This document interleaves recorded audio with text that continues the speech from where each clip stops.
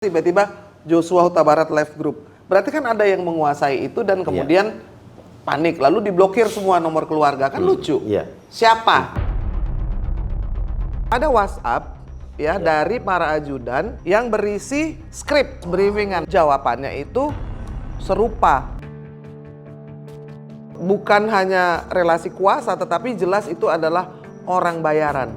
Karena yang terjadi di persidangan dengan BAP itu bertolak belakang.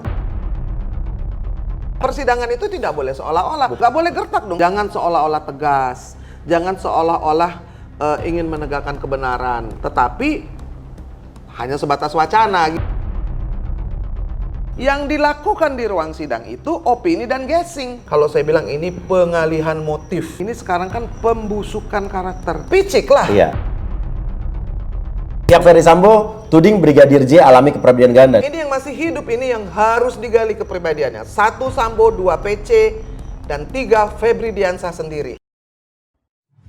Ketemu lagi bersama saya Surya Utama SIP. Sip. Sarjana Ilmu Politik. Saya pakai Surya Utama sekarang. Keren. Karena ketemu sama Irma Huta Barat. Yes. Ya kan? Iya. Oke, jadi ketemu Inang jadi harus lengkap ya. Surya Utama. Surya Utama. Iya. Di The Real Rumah Uya. Enggak ada Trituan kelas The Horden. Yes. Enggak ada Horden. Karena kita ada di Horas Inang. Kita ada di rumah kediaman Inang, tempat lokasi podcastnya Horas Inang. Yes. Yang belum subscribe jangan lupa subscribe langsung. Oke, kita akan bahas soal masih persidangan kasus Sambo dengan yang dia jadi tersangka bersama tersangka lainnya di pembunuhan almarhum Joshua. Oke, kita banyak bahasnya nih. Banyak. Satu-satu. Yang mana yang mau dibahas? Ini nih. Dinilai berbohong, Susi dan Kodir sama-sama terancam menjadi terdakwa.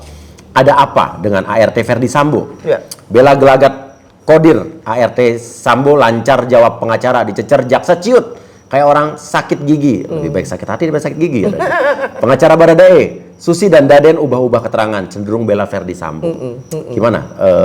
Ina kan selalu update. Iya. Kalau itu kan tidak mengherankan, bukan cenderung bela Ferdy Sambo, tapi pasti bela Ferdy Sambo. Pasti. Iya. Pasti bela. Bukan disinyalir lagi, bukan jelas. Mereka masih bekerja di sana, masih menerima gaji dari dia, masih tinggal di rumah dia. Jadi bukan hanya relasi kuasa, tetapi jelas itu adalah orang bayaran. Orang bayaran, baik dibayar secara gaji maupun waktu BAP didikte. Bagaimana bisa ketahuan BAP didikte? Karena yang terjadi di persidangan dengan BAP itu bertolak belakang. Dia sempat di BAP Susinya itu segala macam. 3 kali. Beda dengan apa yang diomongin. Beda sama sekali. Alasannya waktu di BAP tidak ingat. Itu padahal ya kalau Uya ingat ya, yang Damanik sebelum pensiun jadi ketua Komnas HAM, itu pernah mengatakan bahwa ada WhatsApp dari para ajudan, termasuk Daden, RR dan juga Baradae yang berisi skrip. Nanti kalau ditanya ini jawabnya ini. Nanti briefingan. Of course, briefingan. Uya-Kuya udah bukan raja settingan lagi, guys. Iya. Jadi Uya-Kuya lagi raja settingan ya. Jadi ada briefing, lalu juga ada jawaban siap dan. Nah, pada waktu BAP itu BAP yang diatur kan? Bagaimana tiba-tiba Propam bisa BAP? Iya kan? Provos bisa BAP, Propam bisa urus TKP, itu kan sudah menyalahi prosedur. Jadi kalau kesalahan awalnya itu memang tidak ingin agar kasus ini terbuka, penuh dengan rekayasa, kesininya ini kan juga akan jadi peradilan yang sesat. Kalau tidak jeli melihatnya. Gitu. Jadi pertanyaan-pertanyaan yang diajukan kepada para ajudan dan pembantu rumah tangga itu rata-rata jawabannya itu serupa. Setipe. Iya, setipe. Yang briefing satu orang. Kalau nggak ada dalam skrip, saya lupa, saya tidak ingat. Saya lupa, nggak tahu. Nah itu kan bikin hakimnya naik darah. Kesel pastilah. Benar. Nah tadi kan Uya bilang mau diancam, akan dipidanakan. Menurut saya, sama juga dengan menurut Iwan Asep, seorang mantan hakim tinggi yang jadi pakar hukum. Tidak boleh mengancam seperti itu. Kalau sudah berbohong berkali-kali, tangkap dan langsung aja dipidanakan karena bersaksi palsu itu ada pasalnya. Dan itu jelas. Jadi jangan seolah-olah gitu. Jadi persidangan itu tidak boleh seolah-olah. Bukan hanya menakut-nakuti aja kan? Iya dong, nggak boleh gertak dong. Kalau saya jadi hakim, saya tangkap kamu, saya periksa, benar-benar saya tangkap dan saya periksa. Kenapa? Supaya yang lainnya juga punya efek jera. Ini sidang loh. Ini membahas materi hukum, bukan hearsay, gosip katanya, ya kan? Itu kan yang meminta kan JPU waktu itu kan, agar hakim mempertimbangkan kan. Waktu itu agar mereka dijadikan tersangka. Tapi dibilang ya saya akan pertimbangkan itu kan. Iya, karena waktu pertama kali urusan Susi yang berbelit-belit itu hakimnya yang bilang, kalau saudara bohong terus, saya akan minta untuk jaksa periksa gitu. Nah itu wacana aja bagaimana kira-kira? Harusnya dilakukan. Harusnya dilakukan karena kebohongan itu kan berulang-ulang. Berulang lagi gitu sehingga pemirsa kecewa. Iya kan, seolah-olah ini sidang kok bisa ya pembantu satunya jawab sambil cengengesan gitu, seolah-olah seolah-olah tidak ada respect dan juga menganggap remeh apa yang ditanyakan oleh JPU dan hakim. Dan kenapa kira-kira waktu JPU sempat nanya pakai alat pendengar nggak? Tapi cuma nanya doang. Nah itu kan aneh. Nggak ada yang ngecek. Kalau saya mengajukan pertanyaan seperti itu, saya bilang buka. At least bisa ada petugas perempuan yang lihat kan? Buka, lihat nggak, ada nggak gitu. Jadi dia tidak mengajukan keberatan atau kecurigaan tanpa dasar. Jadi kayaknya gimmick doang seolah-olah gitu ya. Jadi seolah-olah. Jadi harapan kita tuh ya, jangan seolah-olah tegas, jangan seolah-olah ingin menegakkan kebenaran. Tetapi hanya sebatas wacana gitu. Jadi hakim dan JPU ini ada kecenderungan seolah-olah. Kalau kita dia tegas seolah-olah.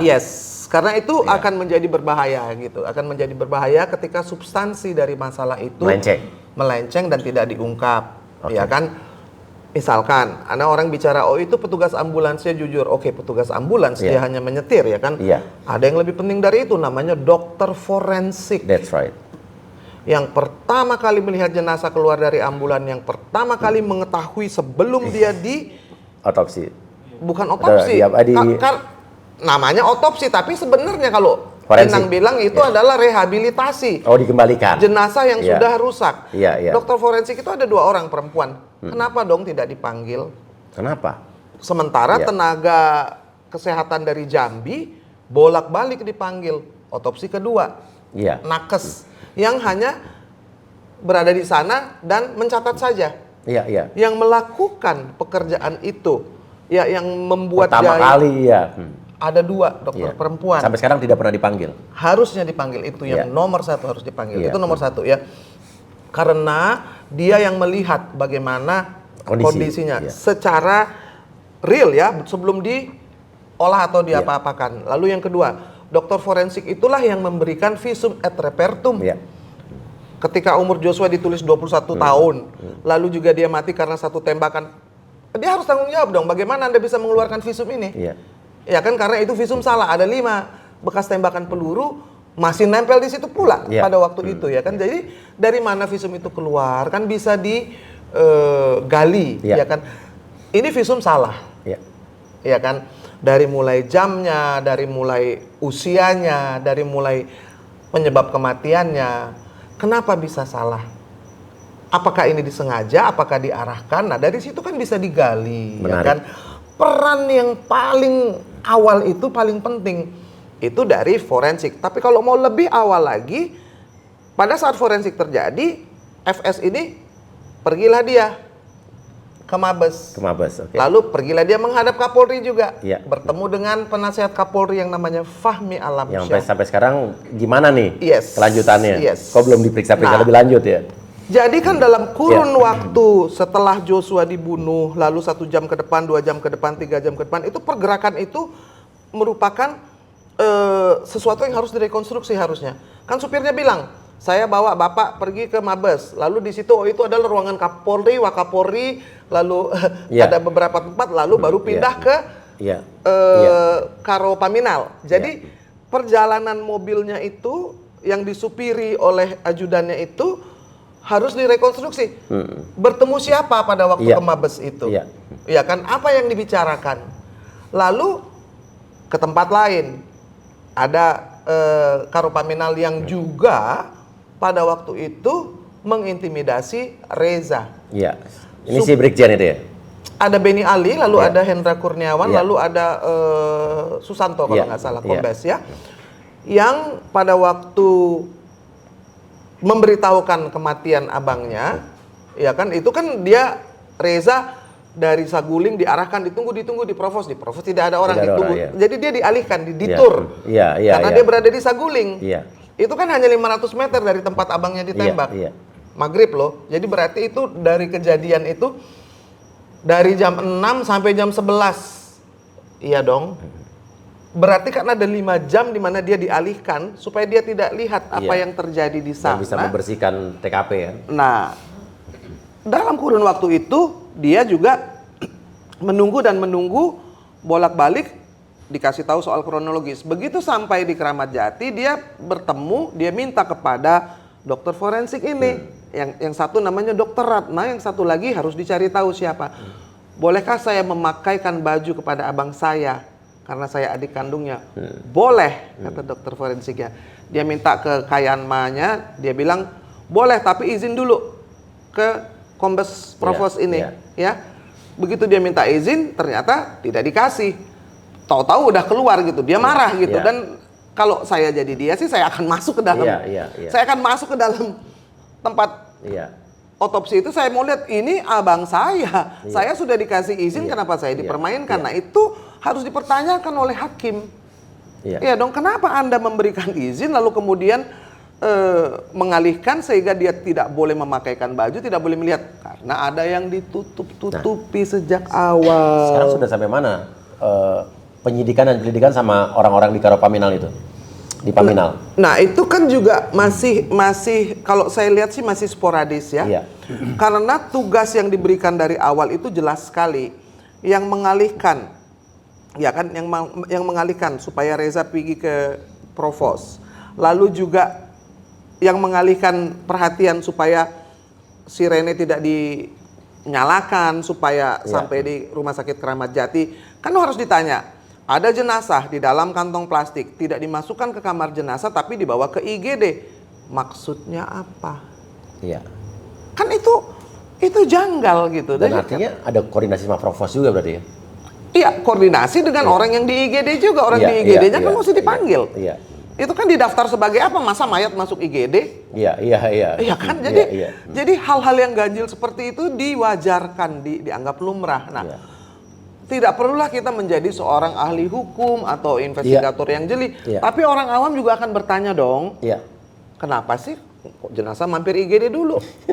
Ada persiapan apa di sana? Harus dijelaskan, harus digali gitu. Lalu dokter forensik yang 2 orang itu, apa saja yang dilihatnya? Mana fotonya? Berapa luka yang kamu lihat?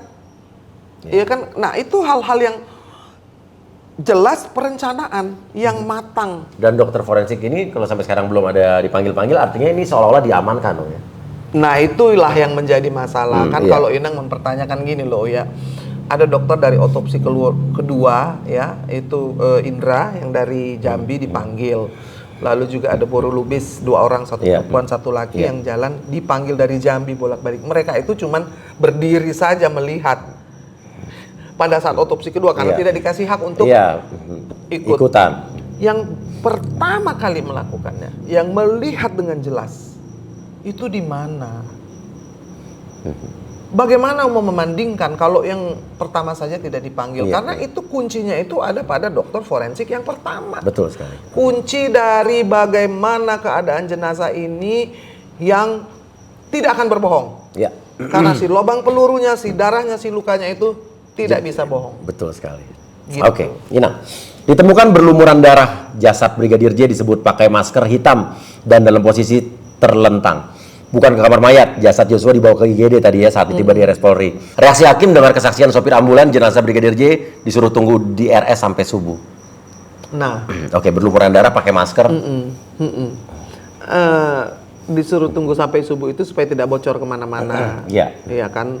Jadi ajudan-ajudan yang ditanya itu aneh gitu. Anda tahu nggak ada yang dibunuh? Nggak tahu. Loh, kamu duduk di depan rumah kok.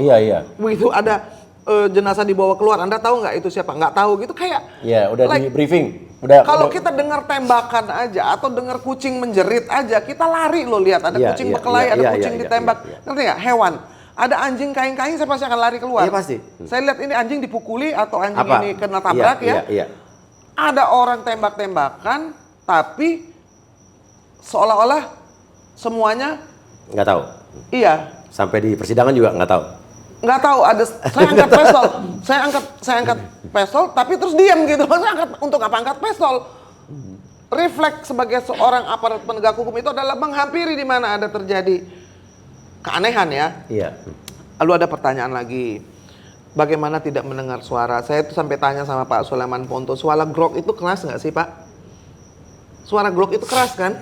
Iya. Nah, suara Glock itu keras sekali, lalu 12 kali loh. Ada 5 tembakan kepada tubuh, ada 7 ke dinding-dinding rumah. Iya. Bagaimana orang tidak mendengar? Saya lupa gitu. Kalau saya pikir-pikir, polisi itu kan dididik untuk alert, untuk siaga, untuk mengetahui pergerakan yang aneh sedikit pun dia sudah harus curiga dan menghampiri, dan harus ada rasa ingin tahu, ingin mengamankan. Nggak mungkin ajudan itu budak kan? Itu dia, kalau budak nggak mungkin jadi polisi. Saya pernah wawancara dengan Bapak Sulaiman Ponto, mantan Kabais ya. Beliau bilang, ini urusan jenazah ada di depan mata, tidak ada yang melaporkan saja, itu satu keanehan. Karena itu orang mati. Dari berpuluh-puluh orang yang datang dan pergi dan dipanggil dari Karopaminal, dari Reskrim, dari Provos, tidak ada satupun yang melaporkan bahwa ditemukan mayat. Itu kan namanya laporan A ya kalau tidak salah, yang tidak perlu ada pengaduan. Iya dong. Kamu lihat anjing mati, kamu cari dong yang punya siapa. Apalagi matinya di rumah kamu. Iya dong. Jadi hal-hal seperti itu membuat pembodohan yang berkelanjutan. Jadi kalau itu tidak dibereskan pada saat sidang, maka memang benar yang diramalkan oleh Johnson Panjaitan, ini menjadi peradilan sesat. Nah, jadi ini kan, tapi kalau kita lihat orang awam ya, kita bicara orang awam ya, bukan kita-kita yang memang memerhatikan dan jeli ya. Hakim-hakim dan jaksa ini kan dari awal kesannya tegas. Oke, kita katakan bukan kesannya, tegas gitu ya. Memihak masyarakat gitu kan. Tapi ini mulai ke sini menurut Inang memang benar-benar tegas apa seolah-olah juga? Begini, kalau dari awal semua direkayasa ya, bahkan laporan pun direkayasa, ya kan? Apa yang membuat kita tidak bisa membuat praduga ya? Kalau kan harus the assume of innocent, tidak bisa berlaku dalam hal kasus Sambo ini. We cannot presume of innocent, itu nggak bisa. Semua terlibat dan semua bersalah. Oh, itu ajudan tidak bersalah, ini forensik tidak bersalah, hakim tidak bersalah. Nggak bisa begitu lagi. Walaupun kata Jokowi udah tindak tegas, sudah itu nggak pengaruh ya berarti? Hukum itu kan bukan retorika. Ya kan, hukum itu kan tegak lurus nih, dengan bukti. Pelajaran dari Pak Ponto banyak banget. FOG, harus ada fakta, tidak boleh opini, tidak boleh guessing. Yang dilakukan di ruang sidang itu opini dan guessing. Dua ini yang diangkat sampai terus. Sekarang. Sampai diangkat terus, seolah-olah ada opini lagi bahwa kepribadian ganda, ada opini lagi bahwa Joshua suka pergi ke Holy Wings. Inang tanya, emang kenapa kalau pergi ke Holy Wings? Kalau kau suka karaoke terus kau boleh dibunuh. Itu aja jawabannya. Jadi ini kayak ada penggiringan opini yang tadi bukan fakta, tapi opini, guessing, gimmick. Iya kan? Coba kita lihat ini ada nih. Menarik tadi yang Inang bilang. Pihak Ferdy Sambo tuding Brigadir J alami kepribadian ganda. Ini kata pengacaranya, kata pengacaranya PC ya. Terus Febri Diansyah, profil psikologi Joshua penting untuk digali. Nah, saya mau bilang sama Febri, profil dan kepribadiannya Sambo lebih penting lagi untuk digali karena dia pelaku. Jangan menggali-gali korban yang sudah mati. Gimana galinya kan? Kalau kau gali pun, kalau dia salah pun, kau mau hukum mati, dia sudah mati kok. Nah, ini yang masih hidup, ini yang harus digali kepribadiannya. 1 Sambo, 2 PC, dan 3 Febri Diansyah sendiri. Oh, jadi Febri Diansyah ini harus digali? Oh iya dong. Apa? Atas kalau citranya sebagai juru bicara KPK ada reputasi yang melekat lalu tiba-tiba sekarang jadi mengatakan saya mau objektif, saya mau bicara yang benar atau benar, yang salah tetap salah. Dari mana, Bos? Kalau kamu tiba-tiba bukan pengalihan opini ya. Kalau saya bilang ini pengalihan motif. Tapi pintar nggak kira-kira mereka melakukan? Tidak, sama sekali tidak. Bodoh berarti. Loh, kalau ini maksudnya ini jadi kalau emang ini pengalihan motif yang cerdas apa yang picik lah. Iya. Karena apa? Menyerang kehormatan orang yang sudah mati itu ada pasalnya. Iya. Kau tidak boleh, orang sudah mati pun juga harus dijaga kehormatannya. Kenapa? Karena dia tidak bisa bela diri.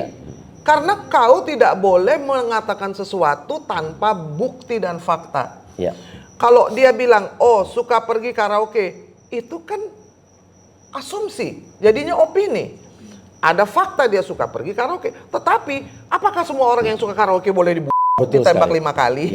Kan itu kan jadi nggak masuk akal. Apapun kepribadianmu, kamu suka nari-nari di jalanan lagi hujan-hujan gitu. Terus kamu suka lari-lari keliling kompleks dengan telanjang dada, ketawa-ketawa pun dianggap oh ya orang gila gitu. Ya so what? Jadi sebetulnya opini itu tidak perlu dilontarkan ya? Tidak boleh. Jadi orang yang melontarkan opini tersebut biasanya kenapa, Wina? Karena sudah tidak ada lagi substansi yang bisa dibahas atau ditanyakan. Berarti nggak pinter? Karena memang ya. Apa pinter justru mereka? Karena pembunuhan berencana itu sudah sempurna bukti-buktinya.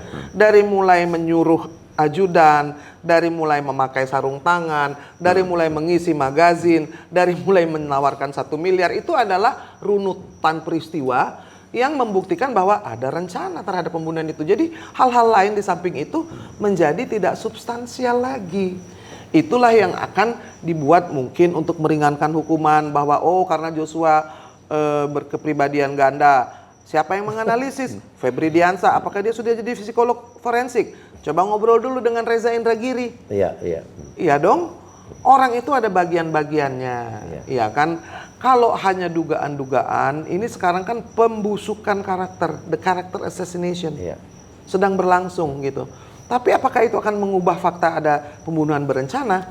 Tidak. Iya, padahal sebetulnya nggak ini ya Inang ya, nggak jelas dan nggak sulit buat JPU dan hakim dan masyarakat kita dan semua orang yang ada melihat ini untuk melihat bahwa ini adalah sesuatu hal yang mudah sebetulnya dilakukan di pengadilan ini gitu kan.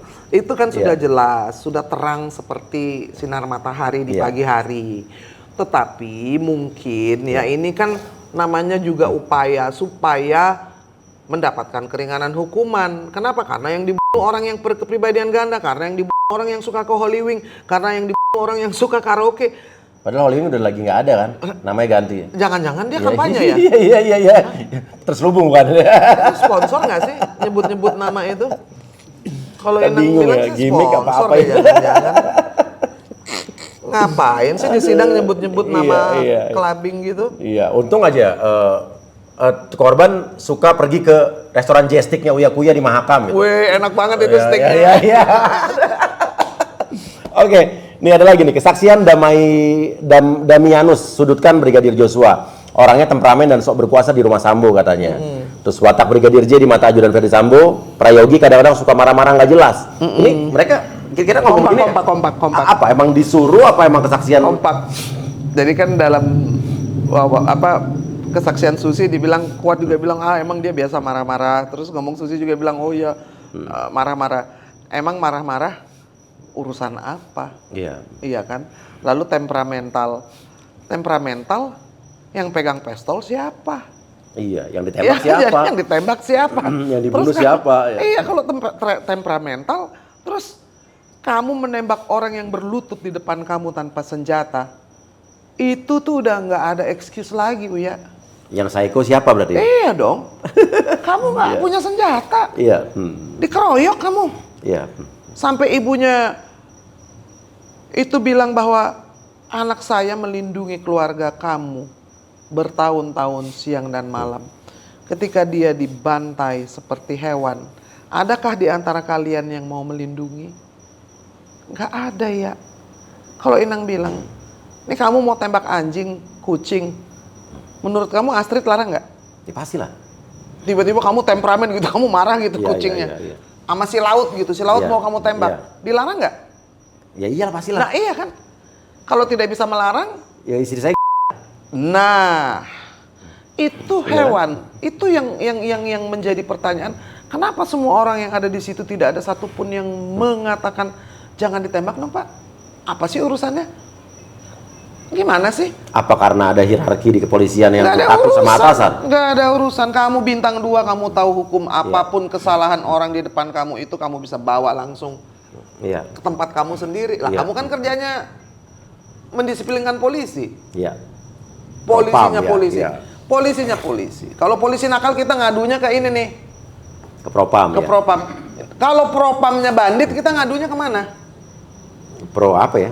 Iya, jadi kan itu jadi masalah besar kalau menurut saya itu tidak ada gunanya buang-buang waktu, lalu juga buang-buang energi di persidangan untuk menggali hal-hal yang tidak ada substansinya dan tidak berhubungan dengan 340 gitu. Oke. Ada lagi nih.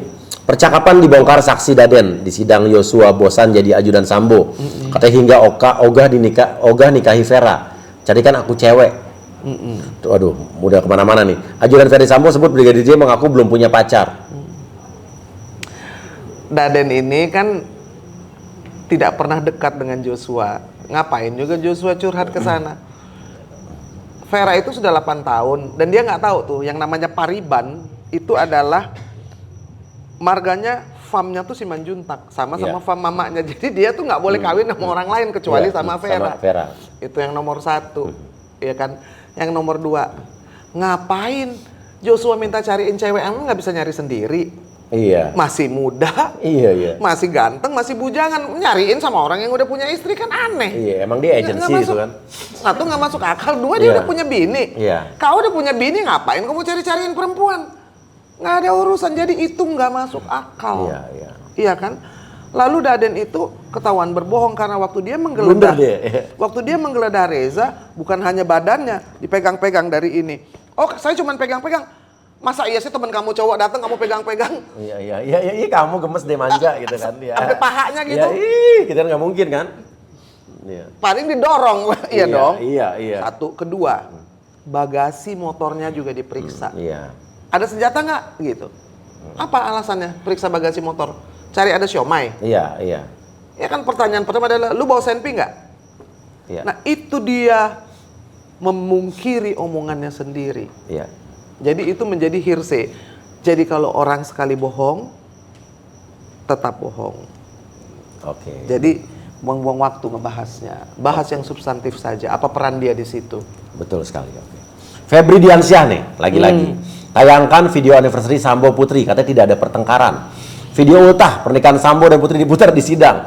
Saya aja mau ketawa bacanya. Brigadir Joshua muncul bawa kue dan nasi tumpeng.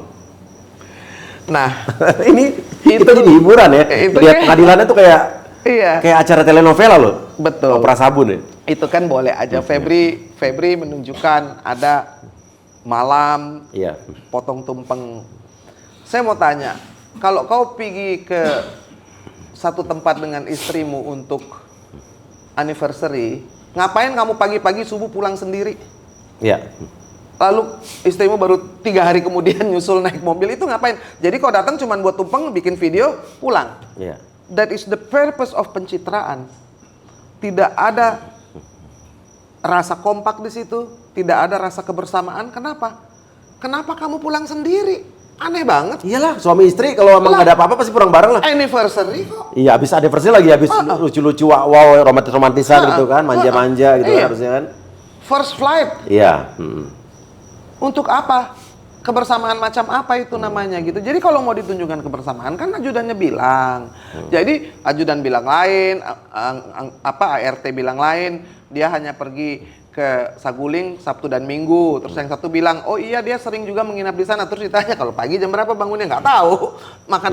Makanan paginya apa nggak tahu. Jadi itu adalah hal-hal yang sebetulnya tidak ada hubungannya dengan si pembunuhan berencana itu, tapi ingin menunjukkan bahwa mereka keluarga yang harmonis. Mereka keluarga yang baik-baik saja. Baik-baik dari mana orang suami istri ada di situ? Dari mana baiknya? Apa gunanya potong tumpeng keharmonisan itu ketika beberapa hari kemudian terjadi pembunuhan di rumahnya. Apa? Yang mana? Yang mana yang menunjukkan keharmonisan dan kebahagiaan itu? Pasti orang yang sangat tidak berbahagia dan sangat kacau pikirannya. Iya, sampai waktu ada pembunuhan tiba-tiba ada pelecehan yang ada di Jakarta, tiba-tiba SP3 pindah ke Magelang, itu kan udah kacau. Itu SP3 artinya tidak terbukti, tidak. Betul, iya kan? Betul. Jadi kita ini buang-buang waktu untuk pengalihan isu. Kenapa? Karena yang namanya pelecehan itu tidak ada kasusnya, tidak pernah disidangkan, tidak akan pernah dijadikan sebagai satu laporan karena nggak ada. Untuk apa dibahas? Aduh, saya capek sama pencitraan. Capek, memang capek banget. Iya. Apalagi? Apa karena banyak pejabat di negara kita ini menjelang 2024 pada pencitraan semua? Pura-pura baik di depan, pura-pura merakyat, pura-pura positif image gitu kan. Betul. Di sosial media gitu. Betul. Ada satu yang kamu mesti catat tuh, LPSK ya. Pada waktu Sambo minta perlindungan untuk Putri ya. Itu LPSK tidak mengabulkan ya kan karena satu dia bukan korban. Nah, itu ini ada hal satu lagi. Diduga ada pelecehan seksual, berarti kan dia diduga korban dong. Kenapa Febri memposisikan sebagai korban? Orang masih diduga kok. Dan dugaan itu dugaan yang halu. Artinya menyebut PC itu, oh kamu dugaannya, diduga sebagai korban. Ini kan enggak. Dia adalah korban, dia pingsan, dia setengah pingsan, dia menangis, dia PTSD. Yang merupakan pencitraan. Ketahuannya itu pada waktu LPSK menolak untuk menjadikan PC sebagai JC karena permintaannya itu adalah bagaimana bisa melindungi PC dari media agar tidak yang negatif. Iya, betul. Bisa nggak sih ya? Iya. Nggak bisa. Supaya tidak diberitakan negatif. Ya jangan orang dong. Betul sekali. Iya kan? Ini dua terakhir nih. Pertama kita mau ngomong soal tiba-tiba hari ini ada handphonenya Joshua yang katanya hilang tiba-tiba aktif dan live chat keluar dari grup WA. Kita lihat. HP Brigadir J mendadak aktif lalu keluar grup WA. Kamarudin bilang mohon bantu lacak. Ini ada dari Yuni Huta Barat bilang mulai panik ada yang menguasai handphone dan WhatsApp Joshua. WhatsApp-nya sekarang sudah memblokir nomor keluarga dan keluar dari grup keluarga. Apakah Joshua bangkit dari kubur? Itu kan ini berarti kali kedua. Kali pertama adalah ketika 200 juta ditransfer dari kubur. Tanggal 11 Juli. Joshua mati tanggal 8, tanggal 11 dia kirim uang, ya kan? M-banking dari dalam kubur. Nah, kalau sekarang left group dari kubur juga gitu. Jadi itu hal-hal yang seharusnya menjadi perhatian jaksa penuntut umum dan hakim. Ya kan saya bilang kepada Tulang Kamarudin, kalau memang polisi tidak mau menyidik, minta penetapan hakim jaksel dong. Ya kan, hakim jaksel bisa memerintahkan untuk Telkomsel atau apapun provider itu melihat di mana BTS-nya lalu provider bisa sedot semua data tanpa ada handphone itu. Karena nomornya sudah ketahuan, ya kan, lalu juga masih aktif. Hari ini kemarin tuh tanggal 8 November.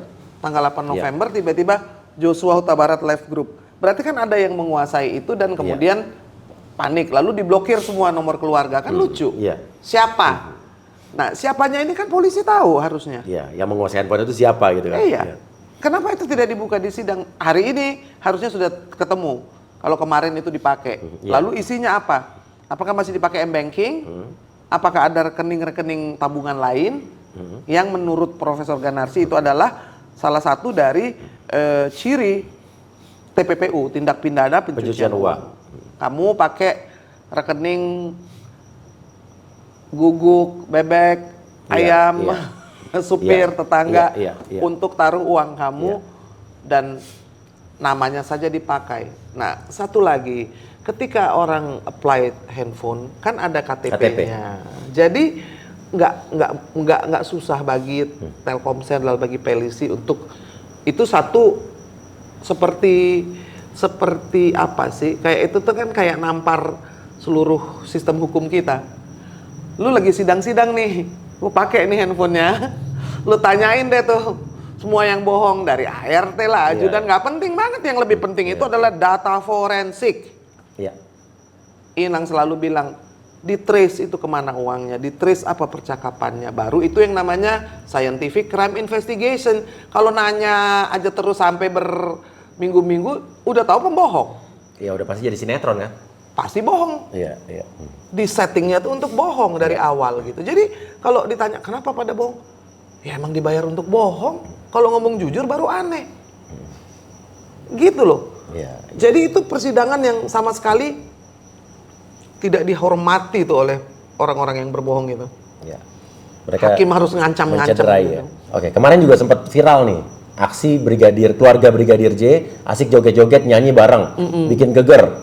Terus habis itu Kamarudin juga bantah video senang-senang keluarga Brigadir J itu hanya ajang makan bersama. Dan itu saya melihat banyak video itu beredar di grup-grup WA saya juga gitu. Nggak tahu nih siapa yang nyebarin itu kan. Nah itu kira-kira ada upaya apa ya? Ya upaya suruh orang nangis terus-terusan aja, nggak boleh sukacita. Begini, kita kan pada waktu sidang itu capek banget. Besok mereka mau pulang. Ditraktir makan dong.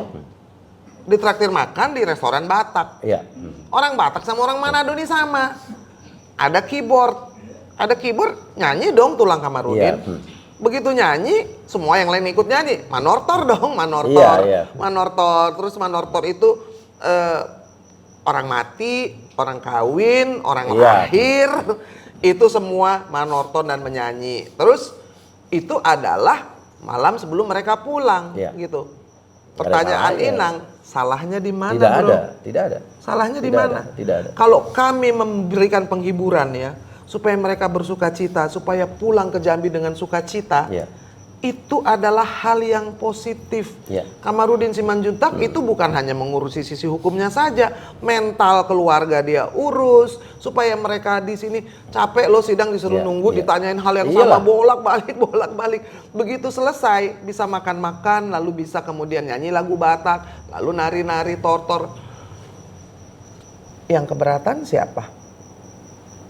Ya orang-orang yang tidak suka dengan keluarga Brigadir J dan saya pikir begini, kalau kamu bisa memahami betapa sedihnya seorang ibu yang kehilangan anak, kau akan melakukan apapun supaya dia tertawa, kau akan melakukan apapun supaya dia tersenyum.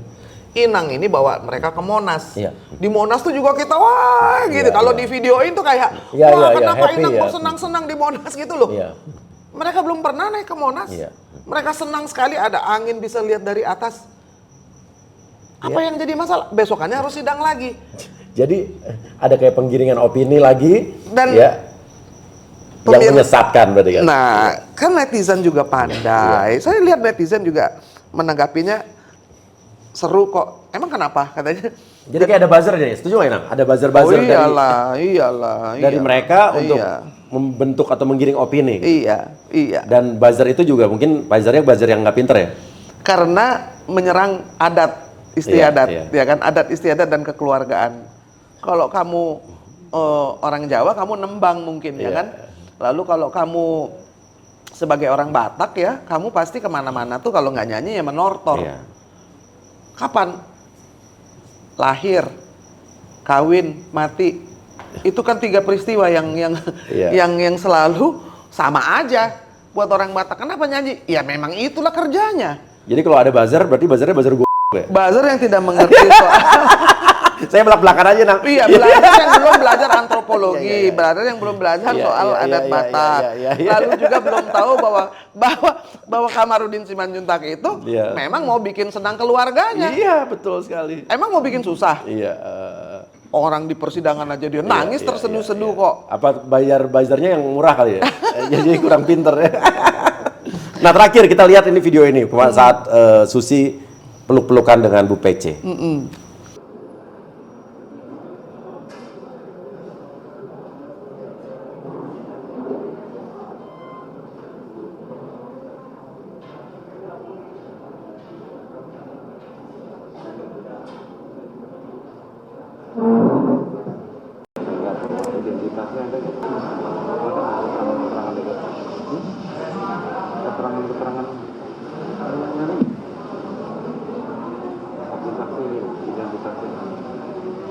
Apa komentarnya?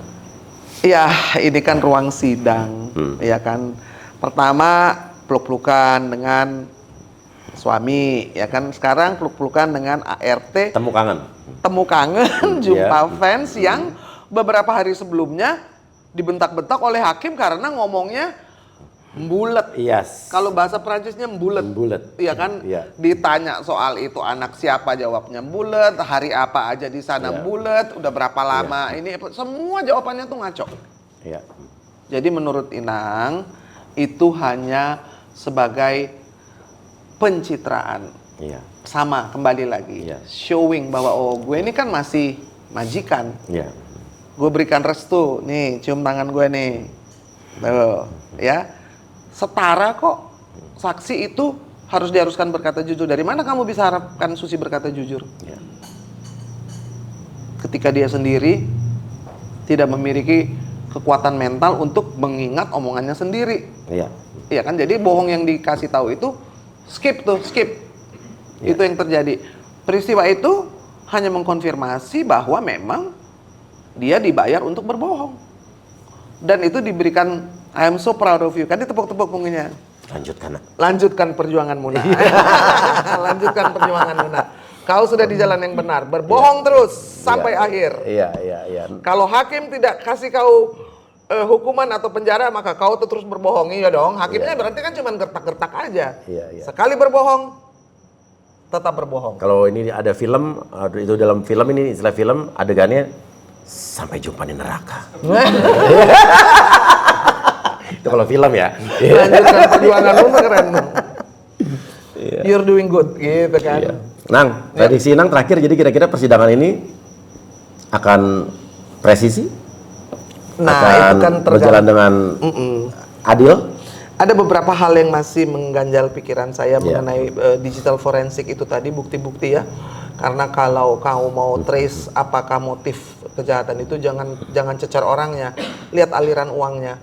Lalu lihat juga aliran dari teleponnya, kepada siapa dia berkomunikasi, apa yang dikomunikasikan, itu menjadi bukti empiris yang akan mematahkan semua dusta-dusta yang sudah diungkapkan. Karena satu saja bukti empiris yang akurat itu akan menggugurkan 1000 dusta kebohongan yang sudah ada.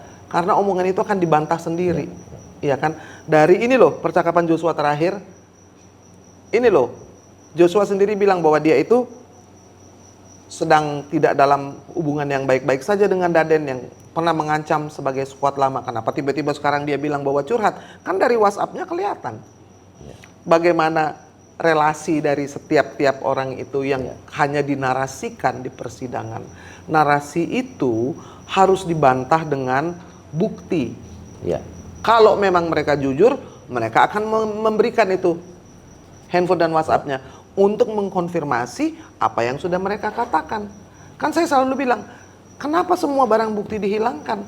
Kenapa semua chat handphone, rekening tabungan, WhatsApp tidak ada yang diajukan sebagai bukti? Kenapa? Karena pasti akan memberatkan mereka. Tapi bisa pihak dari keluarga Joshua meminta kan? Nggak bisa, harus polisi. Itu masalahnya, polisi yang sedang menyelidiki polisi harus mengungkap ini seperti yang dikatakan Presiden Jokowi. Ungkap tuntas. Retorikanya. Seterang-terangan, itu dia. Sekarang di persidangan kan kita pertanyakan. Kalau ada live group hari ini, kemarin, harusnya kan hari ini sudah jelas. Sudah terang. Iya kan, siapa itu? Yang megang handphone ya. Baru keren, baru polisi memberikan keterangan. Setelah bukti terakhir bahwa ini masih ada handphone yang aktif, maka kami menemukan ini dipegang oleh ajudan ini, tempatnya ada di sini, pada pukul segini. Bisa kok. Bisa banget. Handphone nyala dalam waktu walaupun dimatiin, posisi terakhir dimatiin bisa ketahuan di mana. Betul. Kenapa itu tidak diungkap? Iya. Aku bertanya padamu. Oke. Apakah perlu dicarakan sama kita? Iya. Bahwa itu bukan hal yang sulit kan? Benar. Jadi itu adalah hal-hal penting yang membuat persidangan ini bisa menjadi terang benderang, lalu bisa dilihat sebagai penegakan hukum karena hal-hal yang esensial, yang substantif itu dikupas, dibahas, diambil kesaksiannya dan digali. Gitu ya. Dari semua dagelan-dagelan ini, Inang udah tahu belum kira-kira kenapa Brigadir J dibunuh? Dari data intelijen mungkin? Kita omongin selainnya di sini? setelah itu aja kita bahas. Tapi hal yang lebih besar dari pelecehan seksual itu jelas. Oke. Jelas. Pelecehan seksual tetap tidak ada ya? Tidak ada. Tapi tahu sesuatu? Nonsense, yes. Oke. Itu bisa kita bahas. Tunggu podcast berikutnya guys. Silakan komen dan jangan lupa nonton Horas Inang juga, subscribe juga karena isinya luar biasa. Ya. Terima kasih banyak. Oh, iya. Horas. Horas. Horas. Horas. 2 menit saja, oh baby please don't go, agar dapat ku melepaskan semua.